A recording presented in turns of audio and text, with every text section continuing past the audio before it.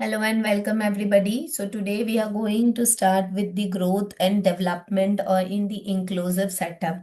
जब बच्चा inclusive education पर फोकस करता है तो यहाँ पर बच्चे की ग्रोथ कैसी होती है। तो जनरल बच्चे की जो ग्रोथ है जहाँ पर साइज और बच्चे की किलोग्राम्स में वेट का ग्रो होना और इंचेस में बच्चे का ग्रोथ होना, सेंटीमीटर्स में बच्चे की ग्रोथ होना, ये सारी चीजें ग्रोथ में आती है। हम फिजिकल ग्रोथ की बात करते हैं, बट जब डेवलपमेंट की बात करते हैं तो फिजियोलॉजिकल और मैच्योरेशन मतलब जहाँ मैच्योरिटी होती है, बच्चा जैसे ही बढ़ता है उसके अंदर जो हार्मोनल चेंजेस होते हैं, जो डेवलप करता है कई जगह पर कई चीजों को, ये सारी चीजें जो है डेवलपमेंट के अंतर्गत आती हैं।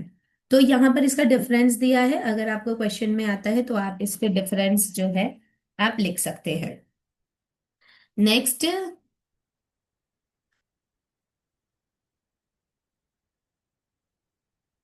नेक्स्ट आता है ग्रोथ इन डेवलपमेंट के लिए और क्या क्या पॉइंट्स आ सकते हैं। तो सबसे पहला है हेरिडिटी फैक्टर्स।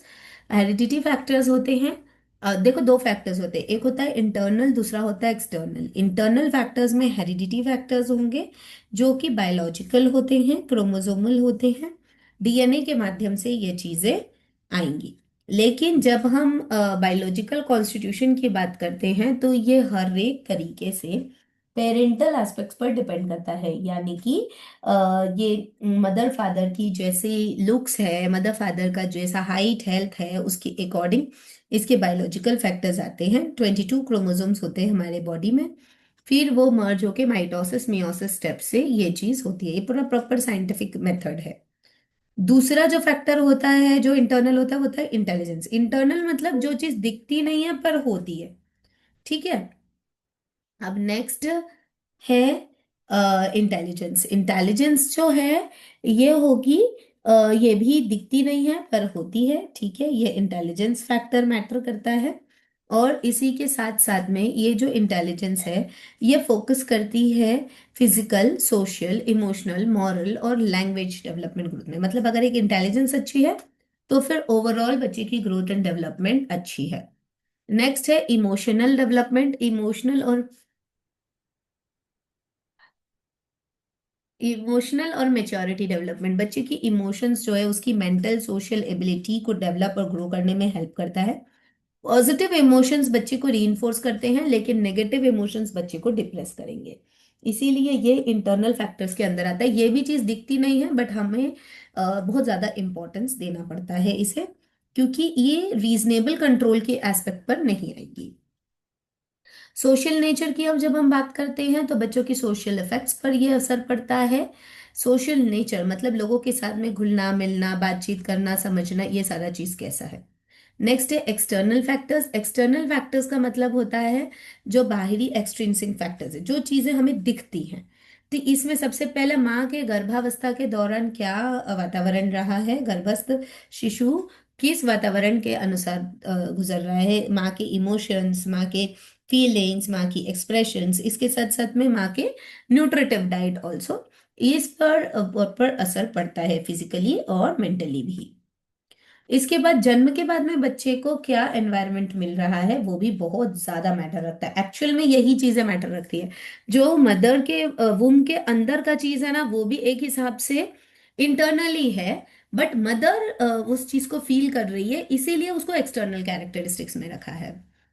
तो अभी हम ये इंक्लूसिव एजुकेशन वाला सब्जेक्ट पढ़ रहे हैं, इसमें हम ये वाली चीज क्यों पढ़ रहे हैं, बिकॉज यही चीजें हैं जो बच्चे को स्पेशल चाइल्ड बनाती है ना। कि अगर यहीं पर कुछ चीज मिस्टेक में हो गई तो the child can be a special child, मतलब कुछ डिफेक्ट्स होगा, कुछ डिफॉर्मिटीज होगी, कुछ चीज मिसिंग होगी, तो बच्चा स्पेशल चाइल्ड के कैटेगरी में आ जाएगा, CWSN कैटेगरी में आ जाएगा।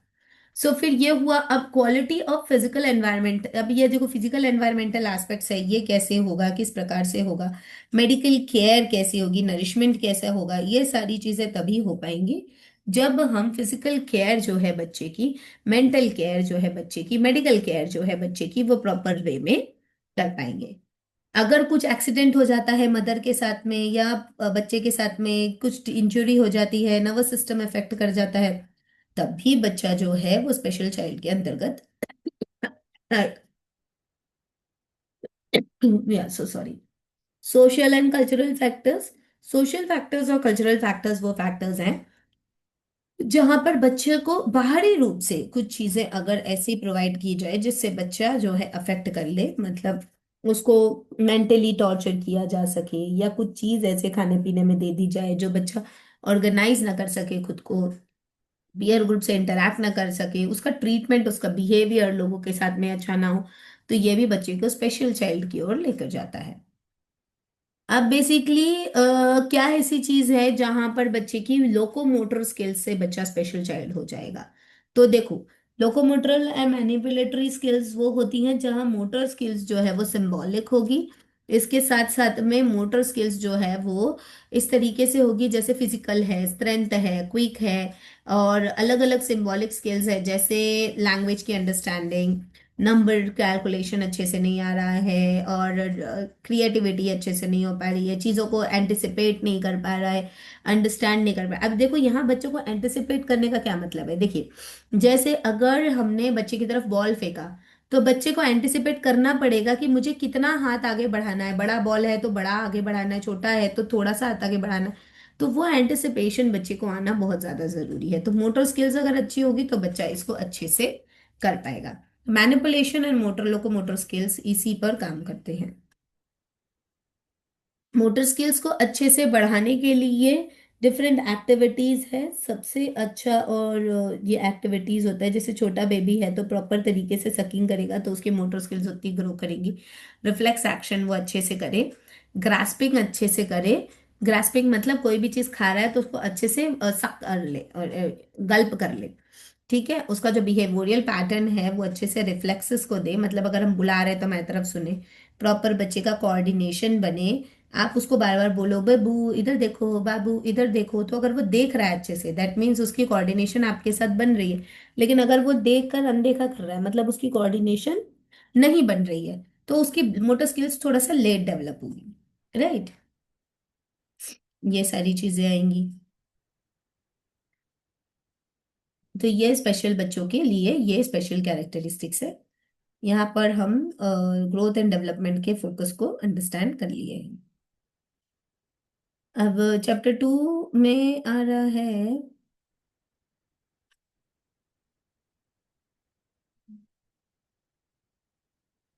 Personality development and personality characteristics. ये भी बहुत ज्यादा इंपॉर्टेंट है। पर्सनालिटी एक जेस्टाल्ट व्यू है और ओवरऑल व्यू है, ये चलो हम कल करते हैं बिकॉज इसका एक अलग ही वीडियो बन जाएगा तो आपके लिए काफी अच्छा रहेगा। Will do this tomorrow. और चैप्टर 1 आज हम लोगों ने ग्रोथ एंड डेवलपमेंट का कंप्लीट किया है। पर्सनालिटी का पार्ट जो है हम कल अलग से बनाएंगे। अब इसमें पर्सनालिटी का क्वेश्चन है, फिर जीन पियाजे की जो थियोरी है वो है, ये बहुत ज्यादा इंपॉर्टेंट है। फिर 4 P's है पर्सनालिटी में आ गया, तो ये पूरा प्रॉपर एक चैप्टर बन जाएगा, प्रॉपर एक क्वेश्चन बन जाएगा, तो हम इसको कल करेंगे। ठीक है। एंड देन चैप्टर 3 में क्या है वो भी हम देख लेते हैं। एक एक चैप्टर्स को भी देख लेते हैं, अभी हमारे पास समय है तो। यहाँ पर क्या है भाई, अब इसको जूम करना पड़ेगा थोड़ा। हम्म, यस, यहाँ पे इंक्लूसिव एजुकेशन को अच्छे से बताया गया है, तो यहाँ पर भी हमको समझना है ह्यूमन राइट्स क्या है, क्या इंक्लूसिव सेटअप होता है, इंक्लूसिव अंडरस्टैंडिंग क्या होता है। This can be done on 27 28 को, ये वाला बुक जो है हमारा खत्म हो जाएगा। टुडे इज 25, 4 दिन में हम ये वाला बुक जो है उसको कंप्लीट कर देंगे। ठीक है, गुड।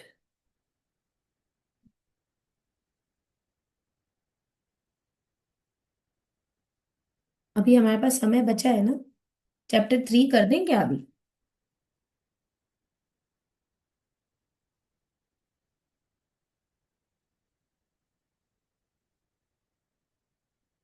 चलो ये मैं आपको वीडियो ही डालती हूँ इसको। And then what is your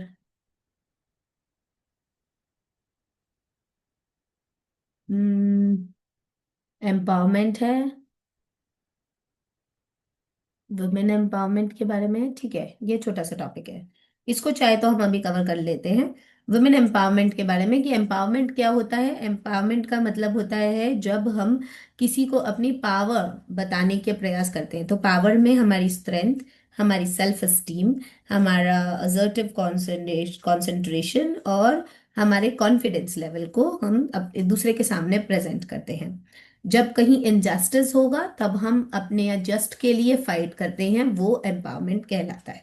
सबसे ज्यादा इंपॉर्टेंट है women empowerment. Women empowerment confront करता है family requirements, community setups, caste, religion, traditional forces की जो बायसेस हैं उनको कंट्रोल करने के लिए एम्पावरमेंट बहुत ज्यादा जरूरी है।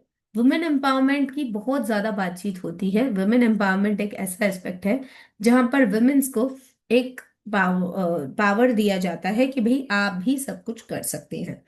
उनके लिए बहुत सारी पॉलिसीज, उनके लिए बहुत सारे ऑर्गेनाइजेशंस बने हैं जहां पर वुमेन को हर तरीके की सुविधा दी जाए। तो ये कहा जाता है कि वुमेन को एम्पावर करना चाहिए खुद की ग्रोथ के लिए, ताकि वो हर चीज को अपने लेवल पर एनालाइज कर सके। फिर उसके लिए कैसे होगा कि क्या इंडिकेटर्स है, कैसे पता चलेगा कि वुमेन एम्पावरमेंट हो रहा है। तो वुमेन एम्पावरमेंट के लिए कॉन्स्टिट्यूशन ने अलग अलग पॉलिसीज बनाए हैं, पेस सेटर्स बनाए हैं, जहां पर जो वुमेन है वो अपने बिलीव्स को अंडरस्टैंड करते हुए सारी चीजों को समझ सकती है। इसके साथ साथ में विमेन की जो अंडरस्टैंडिंग है वो सोसाइटी लेवल पर कैसी है, मतलब सोसाइटी विमेन को किस दृष्टिकोण से देखता है। अगर सोसाइटी विमेन को पॉजिटिव दृष्टिकोण से देखेगा तो उनके चैलेंजेस और उनके ट्रेडिशनल इफेक्ट्स जो हैं वो कॉन्फ्रंट किए जा सकते हैं। लेकिन अगर नेगेटिव है तो विमेन को बहुत सारे चैलेंजेस अपनी सिविल सोसाइटी में फेस करने पड़ सकते हैं। तो यही है, एक छोटा सा टॉपिक है, आंसर ही है, आप इसको पॉइंट्स बना लें और लिख लें। इसी के अनुसार आपका पेपर फ्रेम आउट होगा।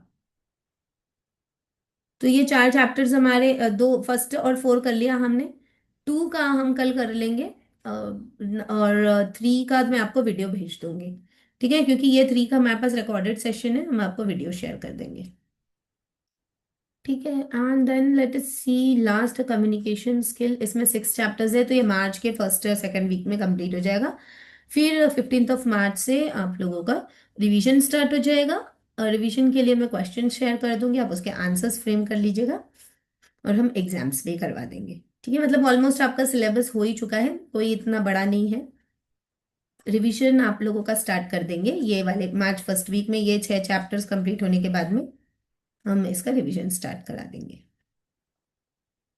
चैप्टर 1 to 6 एक साथ में है, छोटे छोटे हैं, कोई दिक्कत वाली बात नहीं।